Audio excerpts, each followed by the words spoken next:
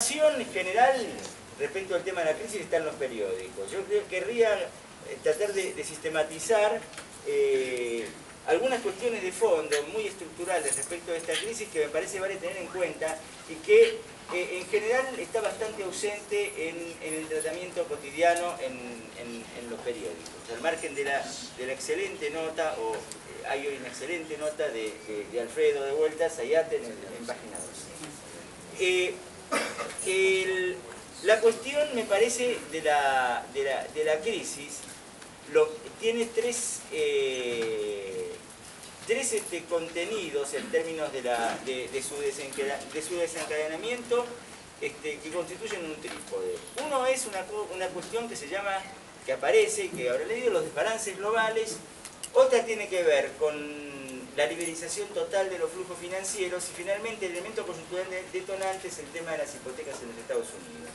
Pero los desbalances globales hace falta entenderlos claramente porque incluyen un hecho central, que Estados Unidos, como motor de la economía mundial, es la economía deficitaria por excelencia. Y la economía deficitaria por excelencia lo es porque consume producción del resto del mundo que resulta superavitaria porque produce lo que Estados Unidos consume.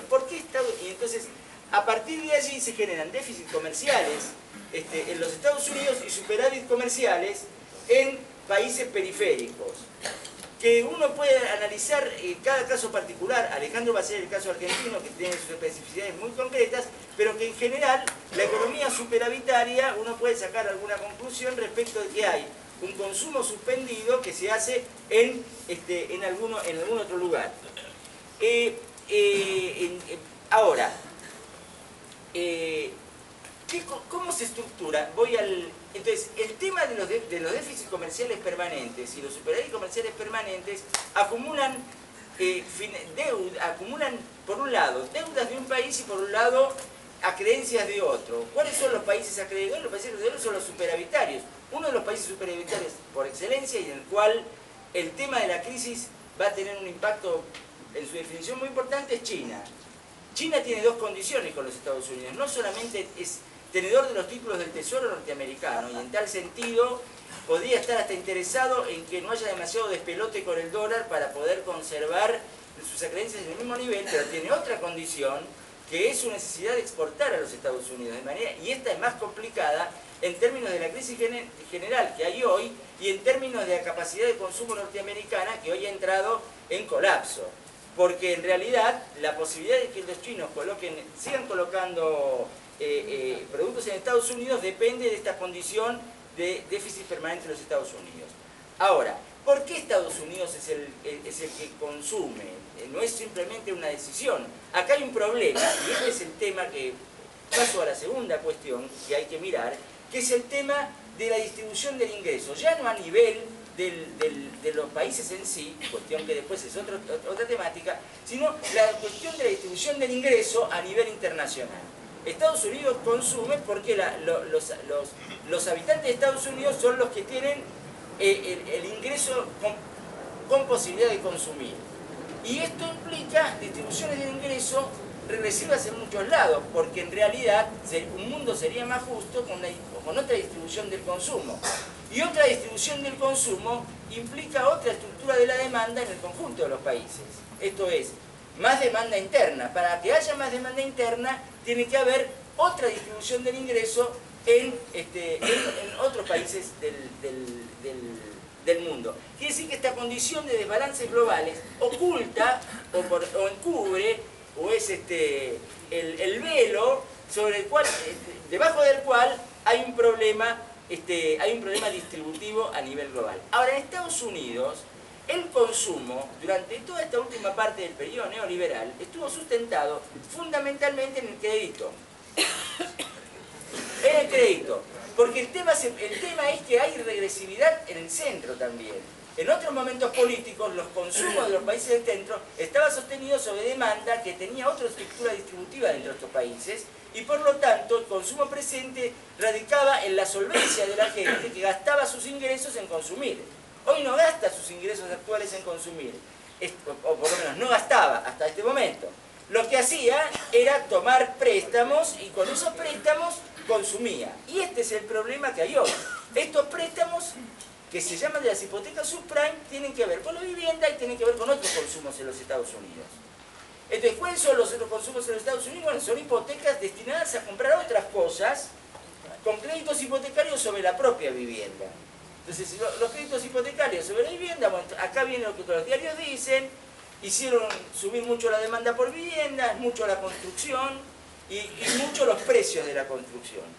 En un determinado momento, cuando los ingresos de la gente, que no son buenos en Estados Unidos en términos relativos de otra etapa histórica, no respondían a la posibilidad de pago, el sistema entra en peligro de derrumbarse. Que es lo que se viene conversando en ámbitos ya hace 4 o 5 años. Este no es un problema nuevo que sobrevino ahora.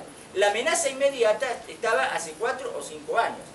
Y entonces empieza el derrumbe. Y cuando el derrumbe empieza en cadena. Ahora, otra cuestión, y la tercera, muy necesaria de ver en todo esto, son los flujos de fondos internacionales. Porque la liberalización financiera, y acá hay un dato, para ver en términos de un aprendizaje para nuestros países, para nuestro país y para nuestro país, la liberación financiera, donde va el capital especulativo, se produce la potencialidad de una crisis. Esto pasó en el Asia, esto pasó en la Argentina en el 2001. Allí el capital especulativo no es promotor de inversión, es promotor de consumo y de economías abiertas, es promotor del consumo de bienes importados. De manera que donde va el capital especulativo, allí se produce una crisis. De manera que no es virtud en estas economías abiertas con mucho flujo financiero recibir capitales especulativos. En realidad es exponer la propia economía a las alternativas del capital especulativo y a las condiciones de crisis de la economía en estas condiciones de su fase de desarrollo. Y ahora resulta que explotó la burbuja más importante, porque el capital especulativo también fluye, y fluyó, y sigue fluyendo a los Estados Unidos, país deficitario, y allí financió el tema de las hipotecas subprime. La desregulación financiera tiene objetivos de orden político e ideológico, pero también tiene cuestiones muy cotidianas, muy coyunturales, que es la rentabilidad del capital financiero, que es la rentabilidad del capital bancario. Porque en realidad la desregulación es para permitir el apalancamiento. ¿Qué es el apalancamiento?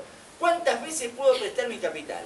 Hay entidades que han prestado 40, 50, 60 veces su capital. Se desarrolló una cantidad de bancos en un marco desregulado, que la desregulación financiera en realidad sirvió para fomentar las maneras en que se evaden las pocas regulaciones que hay.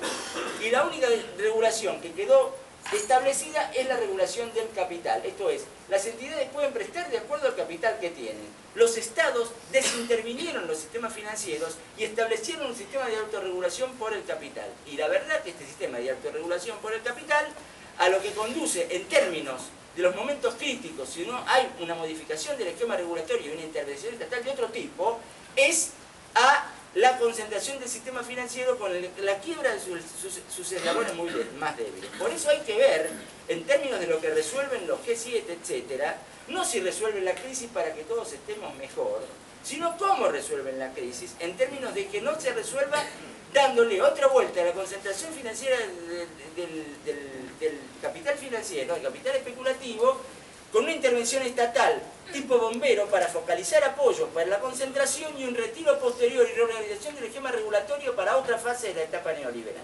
Esto es lo que se presenta, digamos, como posibilidad en términos de intervención estatal en este momento por parte de los países centrales a no descartar. De manera que es muy importante por parte de los países periféricos poder intervenir en esta discusión. Y desde el punto de vista de la situación general, hay una cuestión que aparece hoy como una oportunidad muy abierta, muy interesante, que es el regionalismo. Esto es, con un desarrollo regional como tiene América Latina hoy, inédito en términos políticos, esto es el tipo de gobierno que tenemos en Latinoamérica, con una cantidad de iniciativas hechas, lo más importante, desde el punto de vista de lo que se puede hacer, no es discutir a ver cómo nos caen los cascotes, porque este es el discurso que impone la derecha. Esto es, a ver qué hacen para frenar, a ver el realismo que existe para frenar, cuáles son los peligros, asustar y hacer que, como economías chicas, busquemos alianzas que impliquen un mayor sometimiento a